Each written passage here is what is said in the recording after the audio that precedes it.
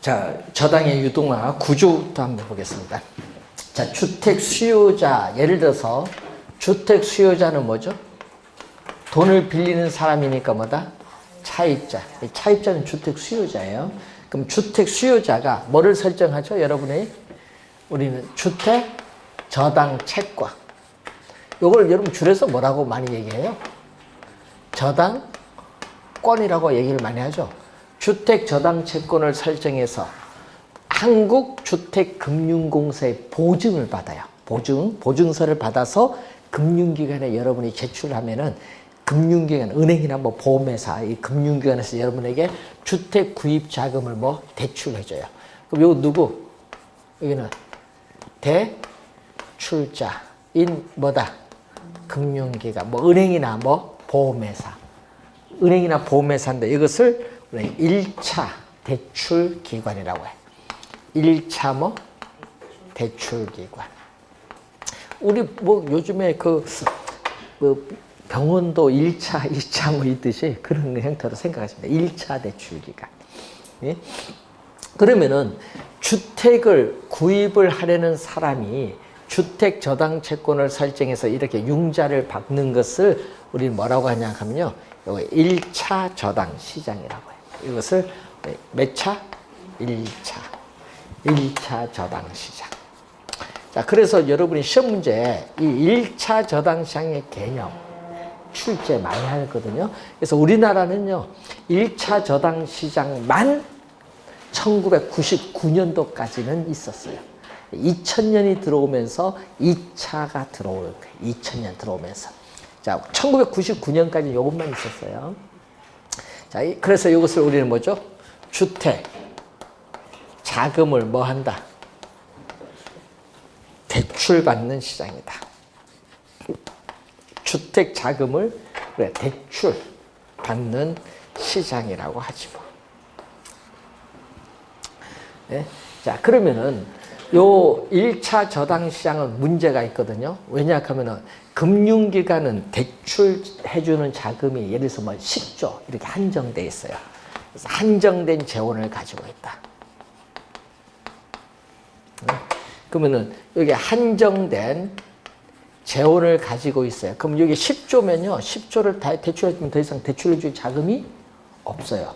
그 주택금융기관에 돈이 말랐다 뭐 이런 얘기를 많이 하는데 그걸 현금이 부족해지는 문제가 생겨요. 그러면은 여러분이 은행에서 돈을 찾을 때 돈을 못 줄 수도 있어요. 현금이 부족해지면.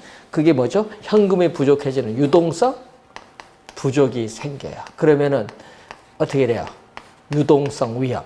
요 주택 저당 채권을 팔지 못해, 매각을 하지 못해서 현금화가 어렵죠? 이 어려운 위험을 무슨 위험? 유동성 위험. 자, 쉽게 할까요? 주택 저당 채권을 팔아야 되는데 팔지 못해서 발생해요. 팔지 못해서 현금화가 어려운 위험을 무슨 위험? 유동성 위험. 이게 증가를 해요. 유동성이 부족. 자, 이 문제가 발생해요.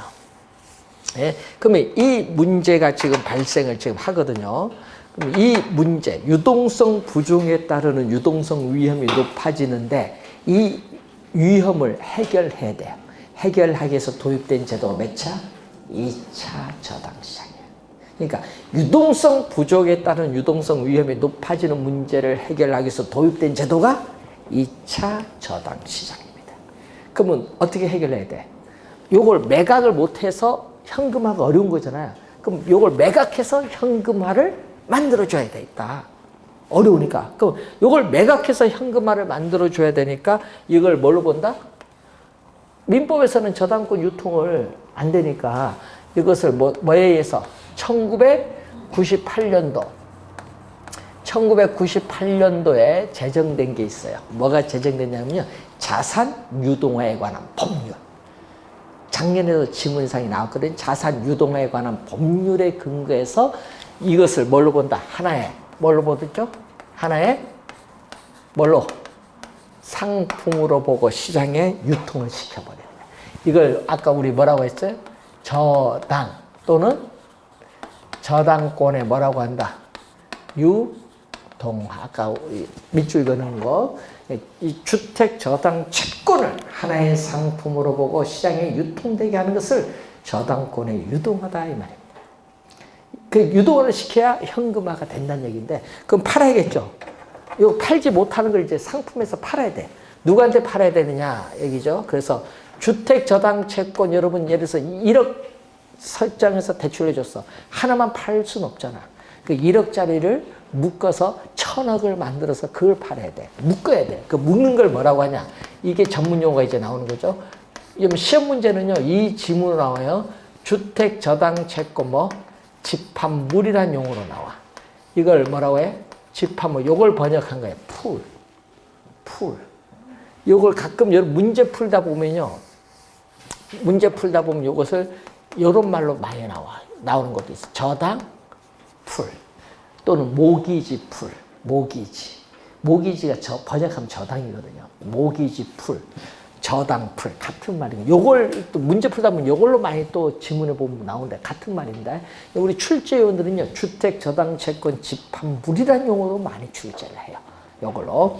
그럼 주택저당채권 집합물을 아까 얘기했죠. 예? 아까 뭐 대출 금액이 같은 것끼리, 대출 지역이 같은 곳끼리, 또 만기가 같은 것끼리 묶는 걸 뭐죠? 여러분 우리 여행 갈 때 패키지 상품 계약하죠. 한꺼번에 묶어서 하잖아요. 그 우리는 요 주택저당채권을 뭘로 만든다? 패키지예요. 그러니까 뭘로? 요것에 따라서 패키지로 묶어서 팔아야 돼. 그러니까 묶는 거죠. 그러니까 만기 10년짜리를 대출 금액 1억을 해줬다. 그럼 1억짜리를 묶어서 1,000억 만들어서 매각을 해버려. 이런 식으로. 매각을 하는데, 누구한테 매각을 한다? 이게 바로 중요하죠. 누구한테 매각하느냐? 한국주택금융공사. 자, 여러분, 한국주택금융공사를 우리는 우리가 G라고 약어로 주택금융공사를 요것을 몇 차? 요거는 몇 차? 2차. 예? 2차 대출기간이라고. 그러니까 매각을 하면 어떻게 돼? 돈이 들어와야겠지. 돈이 들어와. 예? 그러면은 문제는 이 금융기관은 자신들이 보유하고 있는 주택저당채권을 보유하다가 대출해주는 자금이 부족해지면 매각해서 현금을 조달하는 거예요. 되겠죠? 그러면 매각을 하는데 또 한국주택금융공사도 뭐를 이제 주택저당채권 요걸 담보로 해서 뭐를 발행한다? MBS. 많이 이제 들어보는 MBS를 우리는 한국주택금융공사에 관한 법률에 의해서는 요걸 뭘로 본다? 주택저당증권. 즉 주택저당채권 이걸 주택저당채권을 기초로 하여 발행하는 수익증권을 뭐라고 한다? MBS. 주택저당채권을 기초로 하여 발행하는 수익증권을 MBS에 뭐라고 한다? 주택저당증권. 그 개념은 한국주택금융공사에 관한 법률에 나온 개념. 되겠죠? 자, 이걸 어떻게 돼요? 매각을 해요. 매각을 해서 뭐 한다? 예? 또 자금을 조달하지. 또 현금이 또 들어오지. 누구에게 매각을 하는 거예요? 바로 투자자. 뭐 여러분 투자증권, 뭐 한국투자증권이라든지 또 뭐 신한은행, 국민은행이라든지 보험회사 이런 데 매각을 해서 예? 자금을 조달해요. 자, 그러면은 어떻게 돼요? 투자자로부터 자금을 이렇게 조달해서 금융기관에 자금을 공급을 해줘요. 이 시장을 우리는 무슨 시장? 2차 저당시장. 이것을 우리는 2차 저당시장이라고 해요. 2차 저당시장은 요거는 주택 자금을 앞에는 뭐 해준다? 주택 자금을 앞에는 대출해주는 시장이고 여기는 뭐 해주는 시장? 공급해주는 시장. 주택 자금을 금융기관에 공급해주는 시장이다. 그러니까 주택 저당 채권을 어떻게 돼? 서로 사고 파는 거죠. 주택 저당 채권을 서로 사고 파는 이 시장을 무슨 시장? 2차 저당 시장이에요. 자, 그래서 2차 저당 시장이 도입이 되면은 어떻게 돼요? 현금이 계속 들어오니까 유동성 부족 문제를 해결하죠. 유동성 부족 문제를 해결해. 유동성이 뭐한다? 증가를 해서 유동성 위험은 점점 뭐한다? 줄어들어요. 유동성이 증가를 해서 유동성 위험이 줄어드는 거. 시험 문제, 이게 또 지문상에 많이 나오죠. 유동성 위험이 줄어든다. 자, 그리고 투자자는 누가 보증했어요? 이거는 국가가 보증했어. 한국주택금융공사는 우리가 기획재정부와 한국은행이 2조 원을 출자해서 처음에 설립을 했어요. 그렇기 때문에 2004년도 설립했거든요. 그래서 그때 당시에 그래서 요걸 국가가 보증을 했어요. 국가가 보증. 국가가 보증한 증권을 사기 때문에 투자자는 어떻게 돼요? 장기에 걸쳐서 안정적, 국가가 보증했기 때문에 안정적인 수익을 확보할 수 있는 장점이 있어요. 좋죠? 또 투자자는 어떻게 돼요? 또 국가가 보증한 증권에 투자를 하기 때문에 또 우리는 좋은 자산 포트폴리오를 선택할 수 있는 대안으로서 또 유용한 거예요. 투자자 입장에서 또 하나의 선택지가 더 생겼다는 얘기죠. 회사 채권만 사는 것이 아니라 또 이것도 살 수 있고 선택지가 하나 더 생긴 거예요. 자, 그리고 자금을 조달받으면은 어떻게 돼요? 유동성 문제를 해결하니까 또 수요자에게 계속 대출을 해줘요. 근데 문제 한정된 재원이지만은 계속 이것을 매각을 할 수 있는 한 계속 자금이 조달돼서 계속 대출해 줄 수 있어요. 여러분 그래서 쉽게 이전보다 더 금융기관부터 대출받기가 더 쉬워지고 금액도 많아지는 거예요. 한국주택금융공사로부터. 자, 그런 점이 상당히 좋은 그러한 제도입니다. 또 정부는 이 MBS 발행 규모 5천억, 1조 이런 식으로 발행 규모를 조절함으로써 주택시장의 또 경기도 조절을 좀 합니다. 예? 예? 그래서 이런 여러 가지 특징들을 가지고 있습니다. 자, 국가가 보증을 했기 때문에 위험은 국가가 부도나지 않은 위험은 없죠. 거의 없잖아요. 국가가 부도나지 않아. 그래서 국제결제은행을 뭐라고 해요? 국제결제은행을 BIS야. 국제결제은행 기준. 국제결제은행 기준 자기자본 비율. 국가가 보증했기 때문에 자기자본 비율이 점점 높아지는데 요거 기준이 몇 프로를 보죠? 우리 8% 얘기 뉴스 많이 나오죠. 8%를 넘어야 돼. 8% 이하 가면요. 금융기관의 위험도가 높아져. 외부로부터 자금 조달이 어려워요. 그러니까 우리 8%가 이제 막 높아야 된다. 이게 높아지는 거예요. 그래서 여러분들이 요걸 처음 우리 도입을 했는데 주택 저당 채권을 팔아야 되니까 그럼 요거 도입을 할 때 2000년이거든요. 2000년 3월 24일 날 첫 발행을 했어요. MBS를. 2000년이니까 지금부터 20년 전이잖아요. 첫 발행을 한 거야. 우리도 20년 지났는데 문제는 그때 발행하기 전에 IMF가 언제 왔죠? 1997년도에 왔죠. 11월 달에 정부 손들었잖아요. 외부터 달러 IMF에서 빌려오면서 그때 빌려오면서 우리나라 뭐 기업 부도 많이 났고 은행도 상당히 부도 많이 났습니다. 뭐 여러분 우리 뭐 예를 들면 동학은행도 부도 났고 동남은행, 대동은행 뭐 다 부도 난 거 아닙니까? 은행도 신규은행 다 망했잖아요. 근데 그때 그만 망했어? 정통적인 또 뭐 조은행, 한일은행 다 망했잖아요. 그래서 우리은행 만든 거 아닙니까? 그러니까 그게 왜 망했느냐? 그게 잘 보는데 그때 당시 우리 이 다른 은행에 어떻게 돼요? 합병이 될 뻔한 은행이 있었어요. 그 은행이 주택은행이에요. 주택은행 그때 당시 특수은행이잖아요. 그래서 이제 그때 주식을 발행해서 민간화를 시켰는데 문제는 요걸 유동화를 하려니까 주택 저당채를 누가 제일 많이 가지고 있냐? 했더니 주택은행이잖아요. 그래서 그때 당시 우리 광주일고 출신이죠. 우리 김 행장님께서 동원증권에 계시다가 오시면서 나는 처음으로 뭐 했어? 월급, 연봉 2론 받겠다. 상징적이지. 안 받겠다 하는 줄 모르고 2론 받겠다. 그래서 그때 노조 보고 뭐냐. 당신들 여기 한 주당 5,000원인데 지금 3,000 얼마인데 예? 요거 손해 엄청 봤잖아. 나 요거 대한민국에 리딩뱅크를 만들겠다. 주택은행. 나를 믿고 따라와라. 뭐 때문에 얘기를 한 거야? 요것 때문에. MBS. 그때 당시 은행이든 증권회사든 뭐든 전부 MBS가 뭔지 모르는 거야. MBS가 이걸 도입을 그때 요걸 준비를 한 거야. 누가? 주택은행 행장이. 예? 그래서 어떻게 돼요? 앞으로 외국으로부터 돈을 하는데 요거 조달해야 된다. 외국으로부터. 그러면은 이게 가장 중요한 거다. 그래서 김대중 대통령 오케이 했죠. 그래서 요걸 도입을 한 거예요. 법을 자산유도에 관한 법률을 98년도에 만들고 준비작 거쳐서 한국주택저당채권, 우리가 주택저당채 유동화 주식회사를 만들었어요. 그걸 만들어서 주택금융신용보증기금과 더불어서 이 제도를 도입을 한 겁니다. 예. 자, 그래서 여러분이 여기에 보면요, 대단한 제도예요. 2차 저당시장. 그래서 어떻게 돼요?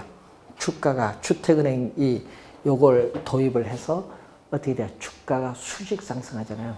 연간 가만 요것만 유동화 시키면서 2조 벌어졌잖아요. 그때 당시. 수직 상승하잖아요. 주가가 얼마까지 올라갔어요? 이제 수직 상승 3만 원까지 올라갔죠. 3천원짜리 주식이. 다른데 뭐 만 원도 안 되는 거. 그래서, 예? 어떻게 돼? 자기들 합병의 대상이 될 뻔한 은행이 리딩뱅크로 갔잖아요. 리딩뱅크에서 어디를 흡수했어요? 네? 국민은행을 흡수했잖아요. 지금 국민은행. 그래서 서로 이게 조화를 안 됐죠. 처음 흡수할 때. 외국에서 하는데 국민은행 이름은 살리고 주택은행은 주택이 들어갔으니까 국민은행 살리면서 어떻게 돼?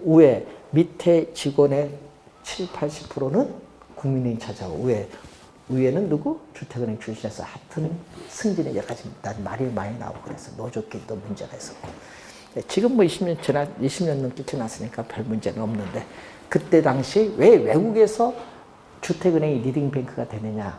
외국에서 우리나라 정부의 요구를 노할 수 있는 은행장이 딱 한 사람, 그 사람밖에 없었어.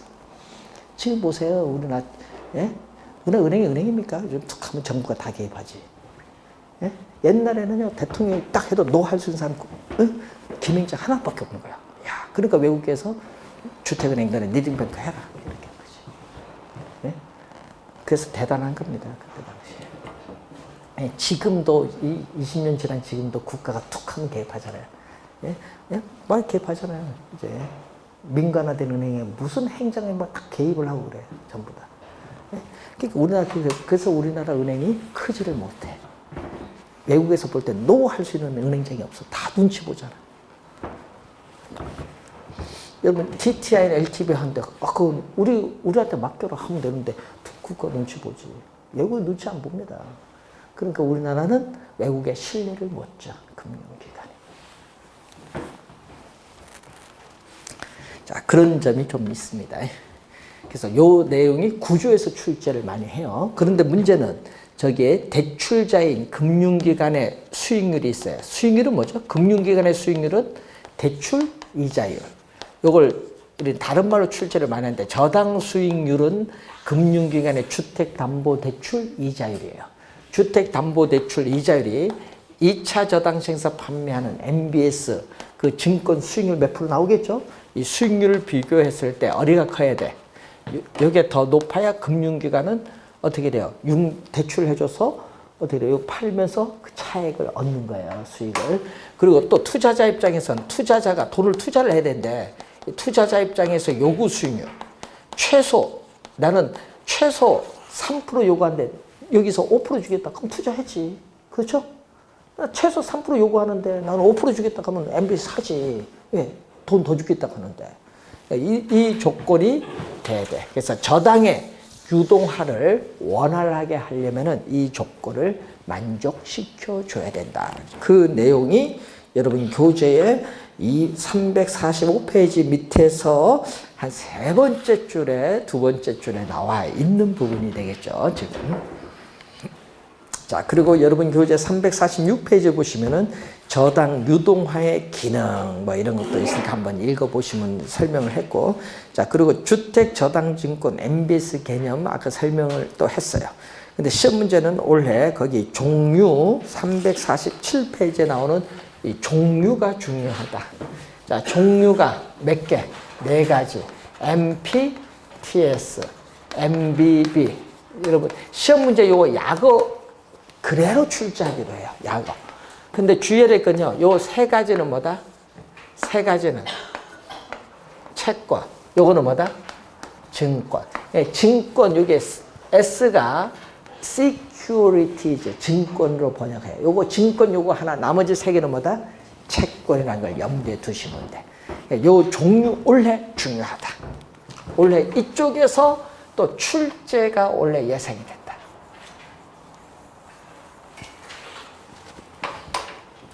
올해. 자, 그러면은 MPTS를 보이면 주택 수요자가 아까 누구? 차입자. 그럼 차입자는 대출을 받으면 매월 뭐를 갚아야 돼? 원리금 상환. 여러분 또 우리 시험 문제에 원리금 상환액을 또 한번 뭘로 출제했냐 하면 저당 지불액으로 출제했거든요. 저당 지불액. 그럼 저당 지불액 하면 원리금 상환액이다. 예, 원리금 상환액을 우리는 갚아요. 매월 갚아요. 갚으면은 발행자. 자, MBS를 발행하는 자, 발행자 또는 발행기관, 뭐 발행자, 발행기관, 뭐 같은 용어인데 발행기관이 뭐를 발행했죠? MBS 중에 뭐를 발행했다? MPTS를 발행해서 투자자에게 매각을 했어요. 문제는 여기서 주의해야 될 것은 MPTS를 발행해서 매각을 하는데 이것은 발행기관이 뭐를 매각하냐 하면 자산을 매각을 하는 방식이에요. 자산. 자, 예를 들어서 주택저당 채권 그 자산을 매각을 하는데 주택저당 채권을 1조를 매각을 하면은 1조라는 현금이 들어와. 자산을 매각을 하면은 뭐가 들어온다? 네? 현금이 들어온다. 얼마? 여러분 3조 자산 매각하면 그 3조에 대한 현금이 들어오기 때문에 발행기관의 자산의 크기는 변화가 있다 없다? 3조 매각한 만큼 3조 현금 자산 들어왔으니까 현금 자산 들어왔으니까 자산 크기는 아무런 변화가 없어요. 발행기관은 3조 자산 매각하면 3조 현금 자산이 들어오기 때문에 발행기관의 자산의 크기에는 아무런 변화가 없다. 그래서 MP, TS 발행한 금액, 이 발행한 금액과 뭐는 똑같다? 주택, 저당 채권, 총액이 똑같을 수밖에 없다. 자산 크기는 아무런 변화가 없으니까. 자, 그러면은 자산을 매각하면 이 자산에 대한 지분이 다 누구한테 간다? 자산을 매각한 자산에 대한 지분이 다 누구에게? 투자자에게 다 가야지. 자산 매각했으니까. 자기들 이제 권리가 없잖아요. 그래서 무슨 이냐? 원금 이자를 받았어요. 원금 이자를 받으면은 그 원금 이자를 누구에게? 투자자에게 줘야 돼. 왜? 지분이 다 갔으니까. 그래서 원금 이자를 받을 수 있는 수치, 받을 수 있는 현금 흐름에 따르는 지분권은 누구에게 있다? 투자자에게 있어. 그리고 또 자산을 매각을 했기 때문에 또 주택, 저당 채권, 이 자산, 집합물, 이 자산이잖아요. 이 자산 매각했으니까 이 자산도 누구에게 가야 돼? 투자자에게 가야지. 요 소유권도 누구? 투자자에게 가야 돼. 자산을 매각했으니까. 요 두 가지가 다 투자자가 가지고 있어요. 자, 그러면은 매월 원리금을 상환하면 바로 즉시 원리금을 이체시켜줘. 받자마자 이체시켜준다는 의미에서 이 명칭을 뭘로 불렀다? 이체증권으로 불려. 이때 이 S가 뭐죠? 증권이에요. S가 증권입니다. 증권은 요거 하나. 나머지는 채권입니다. 이게 증권.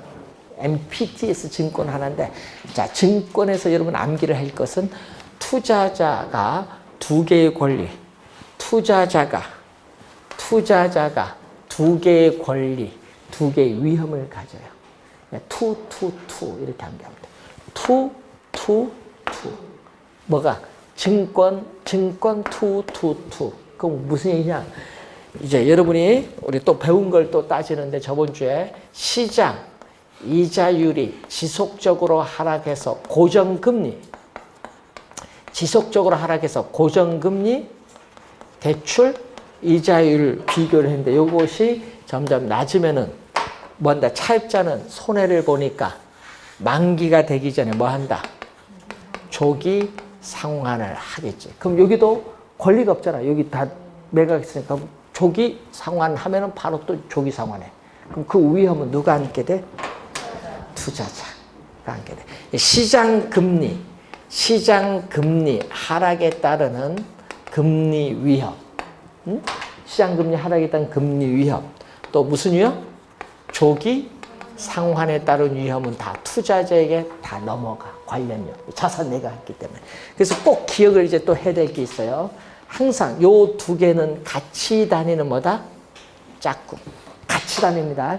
조기 상환 위험이 진짜 시험이 많이 나오거든요. 하여튼 요 두 개, 원리금 수취권과 조기 상환은 짝꿍. 같이 다닌다. 짝꿍. 절대 잊어버리면 안 돼요. 조기 상환 위험, 원리금 수취 같이 다니는 거.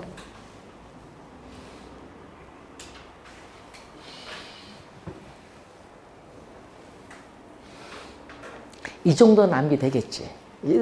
뭐 많이 할 것도 없어. 그래서 암기 다시 한번 증권 투. 권리도 몇 개? 2개. 위험도 2개. 투. 그럼 차입자가 또 이런 게 있죠. 원리금을 매월 갚아야 하잖아요. 그렇죠? 근데 원리금은 안 갚았다. 그럼 그걸 뭐라고 해? 차입자가 돈 안 갚은 거. 전문용어로. 채무불이행. 이제 아시네. 그럼 채무불이행하면 발행기간은 돈 안 갚으면 이 사람도 여기에 증권을 매각했는데 돈 안 갚아야 돼? 원금이자 받다가 계속 넘겨주는데 여기서 못 받았다고 여기 원금이자 안 줘? 줘야 돼요. 왜? 국가가 보증했어. 국가가 보증했잖아요. 그러니까 차입자가 돈 안 줘도 이 사람은 여기에 돈을 줘야 돼요. 국가가 보증. 자, 우리나라 한국은행 있죠? 한국은행에도 이거 살까요, 안 살까요? 이런 거. 한국은행도. 투자를 해야지. 뭐, 한국은행 발권은행이지만 또 투자도 또 합니다. 그래서 한국은행은 어디 투자했냐면 IMF 시대 때요. 자, 그때도 투자지만 그 우리 2007년도인가 외환위기라고 전 세계 외환금융위기가 왔었죠? 그때 왔어요. 2007년도에. 그때 전 세계 금융위기가 왔을 때 미국이 뭐죠? 서브프라임 모기지론 사태로 인해서 전세 금융이 많이 망했잖아요. 근데 문제는 그때 당시에 한국은행도 투자를 했어요. 미국에. 얼마? 50조. 50조. 요즘 뭐 10조 갖고도 막 난리치는 게 있는데 50조를 투자했어. 그럼 50조를 투자했는데 만약에 그거 미국에서 뭐다? 서브프라임 모기지 때문에 못 갚겠다 하면 어떻게 돼? 민간 기구에서 못 갚겠다 하면 어떻게 돼? 민간은행에서. 그거 끝났지. 파산했는데. 근데 한국은행은, 미국은요, 민간, 국가가 보증하는 것도 있어요. 지니메, 페니메이, 프레디메이 세 가지가 있는데, 그 중에 국가 보증한 게 하나가 있어. 네? 나머지는 2개는 민간이야. 그 민간 보증한 게 투자를 한 게 아니에요. 왜? 국민이 세금 갖고 그 함부로 투자하지 못하잖아요. 그러니까 어디 투자했어, 한국은행은? 국가가, 미국 연방정부가 보증한 지님의 투자를 한 거야. 미국 연방정부 보증한. 그러면 정부가 보증하니까 돈 갚아야 돼, 안 갚아야 돼? 갚아야죠. 그래서 50조 받은 거예요. 근데 민간에 투자한 한국산업은행은 어떻게 돼? 못 받지. 망하면. 민간 보증하니까. 그러니까 투자도 잘 해야 되는 거야. 누가 보증하느냐. 그래서 여러분이 그 안전성이 있지만 금리는 낮겠죠. 네, 좀 낮죠. 하여튼 누가 보증하냐. 이게 상당히 중요해. 그러니까 보증을 우리는 국가가 있기 때문에 차주가 돈을 못 갚아도 누가에게 투자자에게 원금이자를 줘야 된다, 안 줘야 된다? 줘야 된다. 여기에 또 3년 전에 한번 지문에 또 출제했어. 반드시 줘야 돼. 국가가 보증했기 때문에. 자, 그걸 알면 돼요. 자, 그러면 이번은 또 이런 게 있어. 또 차입자가 또 아까 얘기했죠. 매월 원금 이자를 갚았잖아요. 자, 또 매월 원리금을 갚아요. 자, 매월 원리금을 상환을 해요. 그러면은 또 누가? 이번은 또 발행기관이 뭐를 발행했냐? 이번은 MBB. 여러분, 요 B는요, 본드야, 본드. 본드는 채권. 그러니까, 모기지, 주택저당채권을 담보로 한 거, 담보로 한 채권을 발행한다. 그러니까, 주택저당채권을 담보로 해서 채권을 발행해서 투자자에게 매각을 한다. 그래서 요거, 주택저당채권 담보부 채권이라고, 정식명칭. 주택저당채권 담보부 채권, 정식명칭. 그러니까 주택저당채권을 담보로 하여 발행하는 채권이다. 이렇게 보시면 돼요. 자, 그러면은 요거는 무슨 형태? 요거하고 다르거든요. MPTS는 자산을 매각하니까 지분이 다 누구에게 넘어가?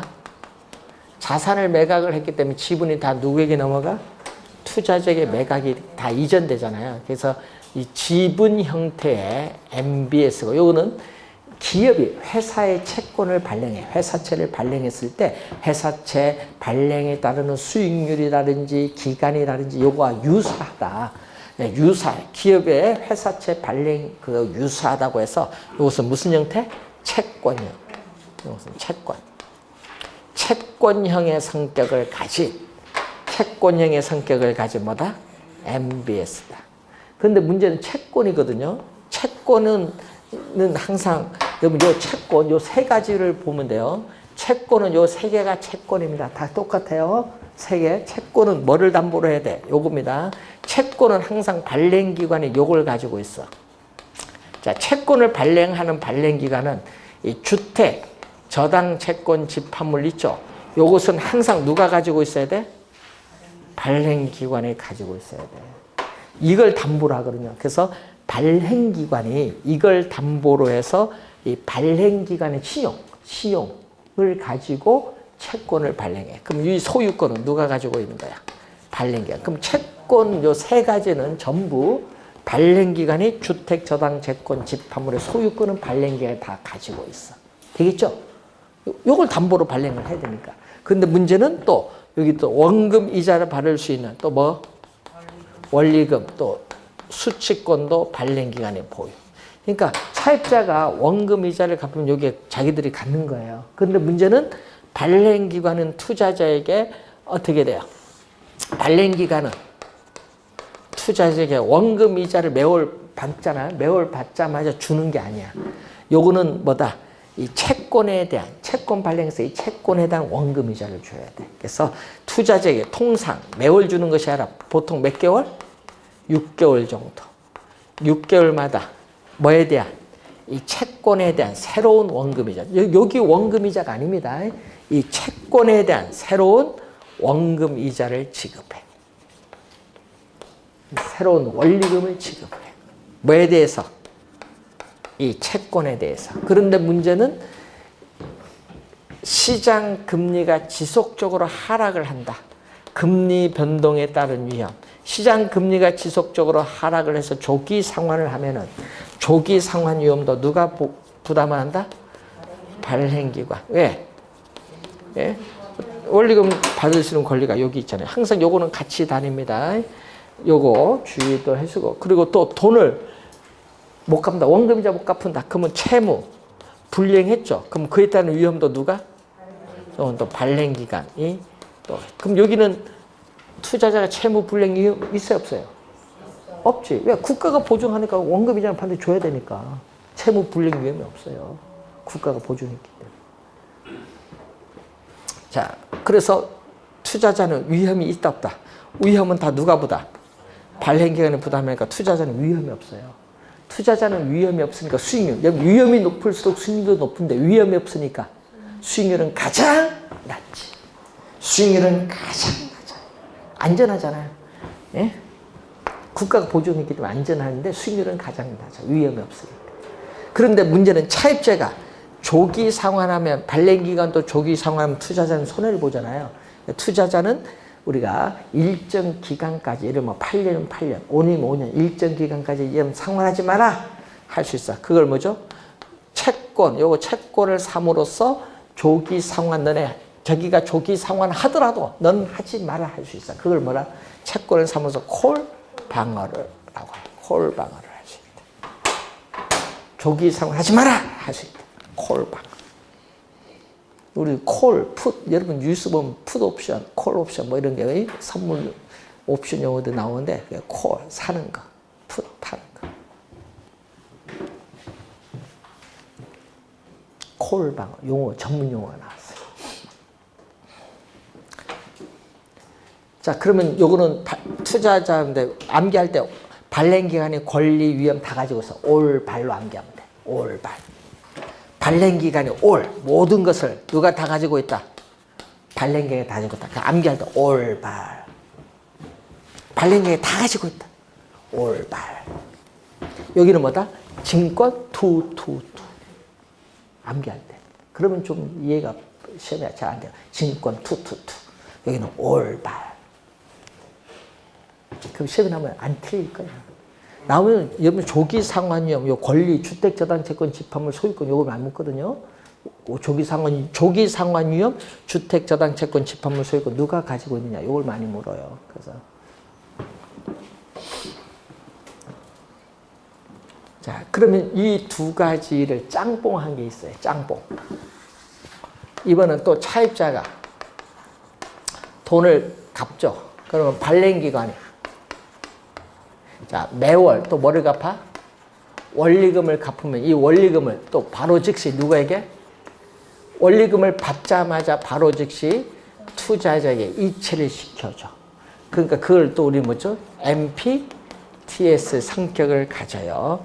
투자자에게 바로 넘겨줘요. 그러니까 뭐를 가지고 있다?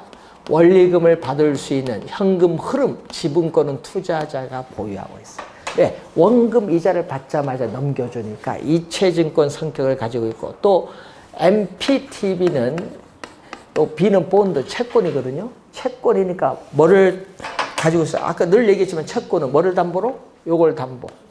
채권은 주택, 채권, 집합물 이걸 담보로 한다. 이걸 담보로 해서 발행기관의 신용을 가지고 채권을 발행해서 투자자에게 매각합니다. 이 소유권은 그래서 누가 가지고 있는 거예요? 발행기관에 보유한다. 채권은 요건 발행기관이 가지고 있는 거예요. 그럼 암기하기 좋죠? 채권, 발행기관이 주택자당 채권, 집합물에 대한 소유권은 발행기관이 가지고 있다. 암기하기 좋아요. 넘겨줘. 그러니까 또 무슨 성격? MBB 성격 가져요. 그래서 무슨 형태? 지분형과 채권형 두 가지를 뭐 했어요? 혼합.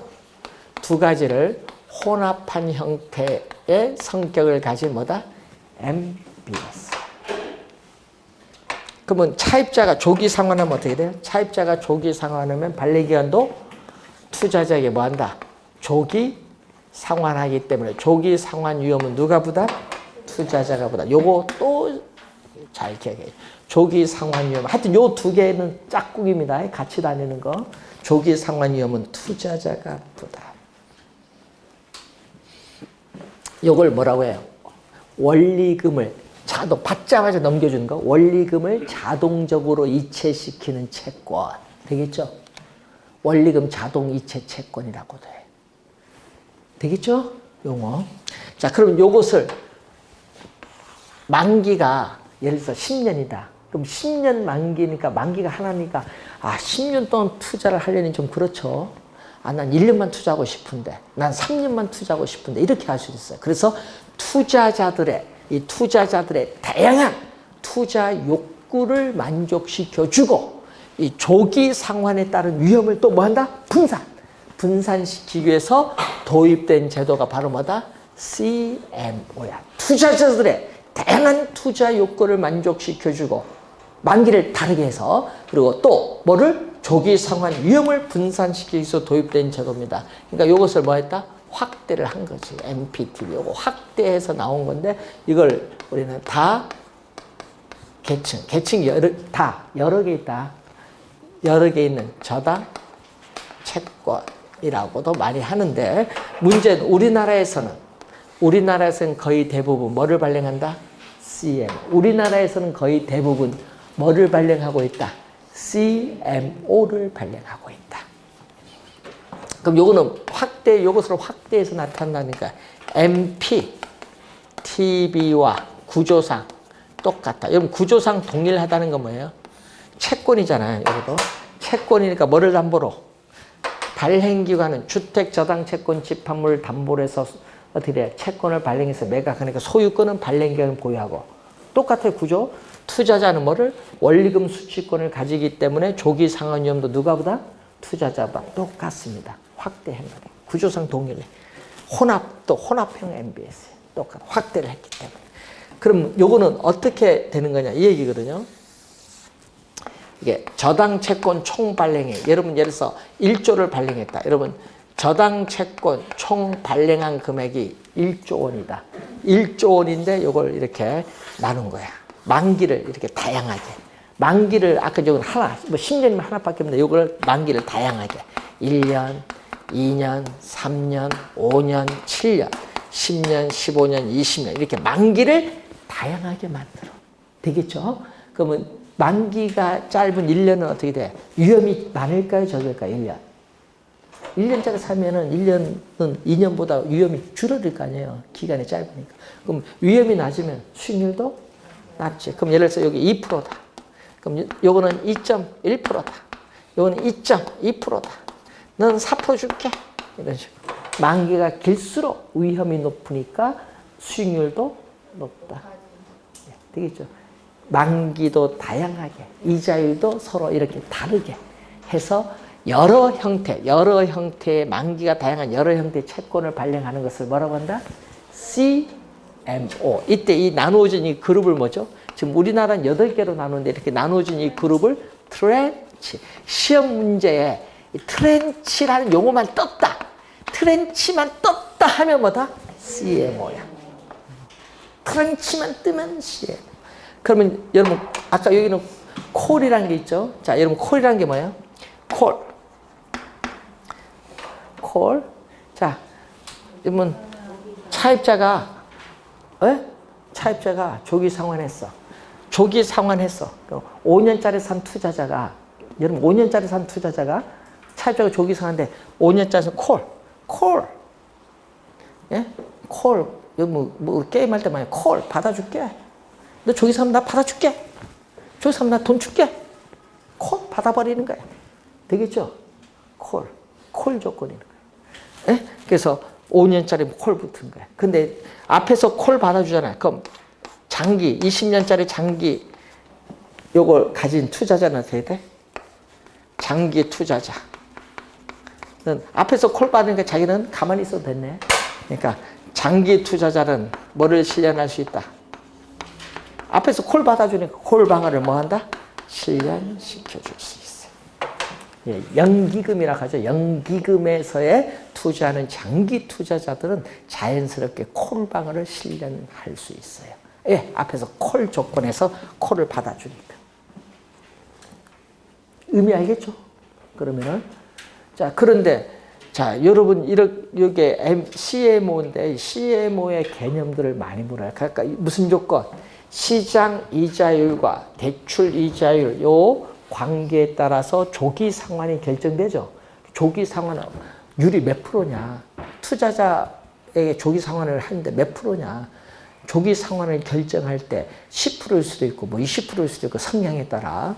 그래서 조기 상환율은 저당 이자율, 대출 이자율과 시장 이자율 사이 관계에 따라 달라져요. 조기 상환.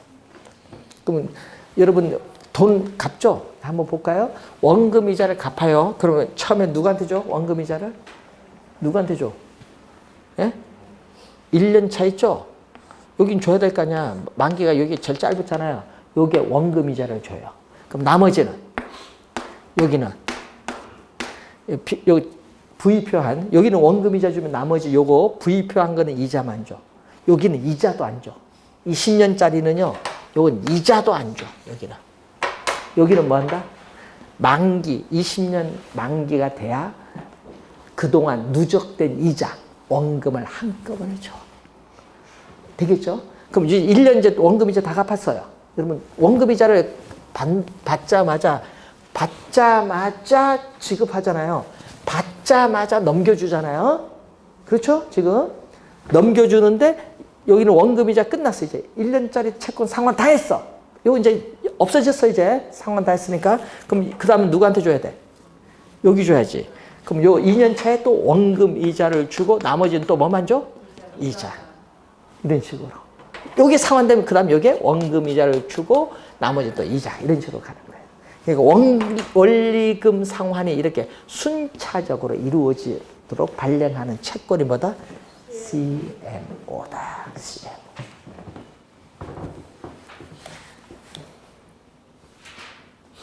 원래 여기서 출제가 지금 4개밖에 안 되는데 여기서 출제가 예상돼. 그럼 보기 좋죠. 1번, 2번, 3번, 4번. 그다음 또 하나 뭐 들어오겠죠. 5번 지문. 그래서 원래 중요하다. 작년에는요. 프로젝트 파이낸싱 ABS를 출제했어요. MBS와 더불어서. 그래서 용어들을 좀 잘 기억을 또 우선 해두셔야 될 부분이죠. 작년에는요, 거기 346페이지에서 7페이지 좀 색깔 있는 부분, 심화 그 내용을 작년에 출제를 했어요.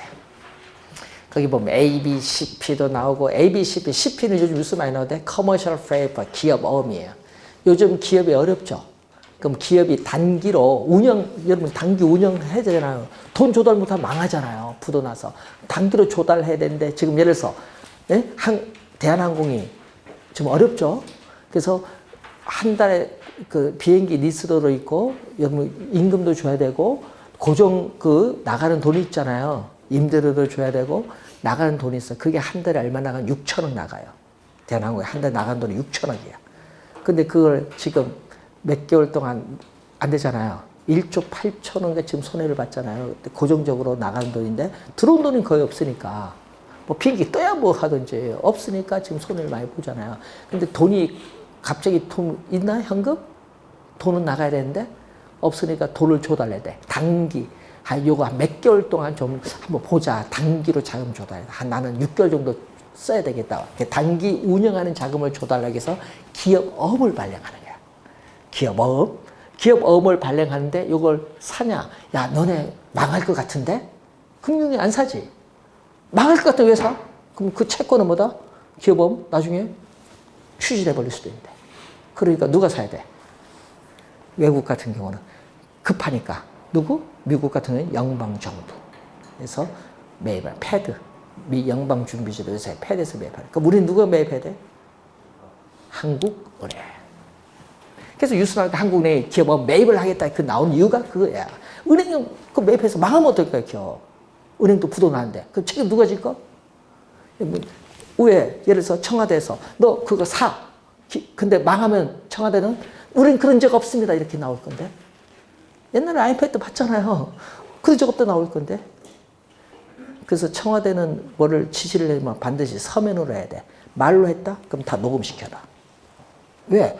책임을 한번 겪었으니까 다 녹음시킵니다, 이제. 예? 왜? 나중에 지시 받았다. 자기도 면피해야 될 거 아니에요. 그러니까 함부로 지시를 못 해. 그러니까 누가 사야 돼? 이제 국가가 보증한 한국은행에서 매입을 할 수밖에 없어요. 그래서 뉴스 나오는 게 그래서 한국은행에서 기업은 매입한다 이런 얘기 나오는 거예요. 그럼 기업은 커머셜 페이퍼잖아요. 단기입니다. 자금을 운영하는 자금을 조달하게 한 거. 용어는 알아야 될 거 아니야. 요즘 뉴스 나니까. 그러니까 뭐를 한다. A, B, C 하면 A는 자산이거든요. 그러니까 기업이 가지는 외상 매출 채권, 뭐 대출 채권 이런 게 있잖아요. 이러한 모든 자산을 담보로 해. 모든 자산을 담보로 해서 어디?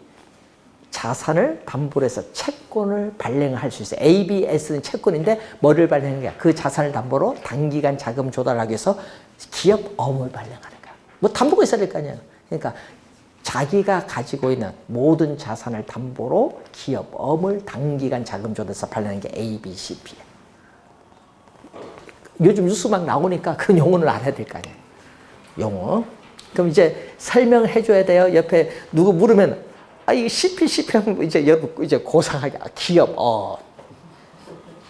이 경제 상황 밑에서 한국은행이 매입한다. 왜 매입을 하느냐? 그것도 설명해 주면 좋지.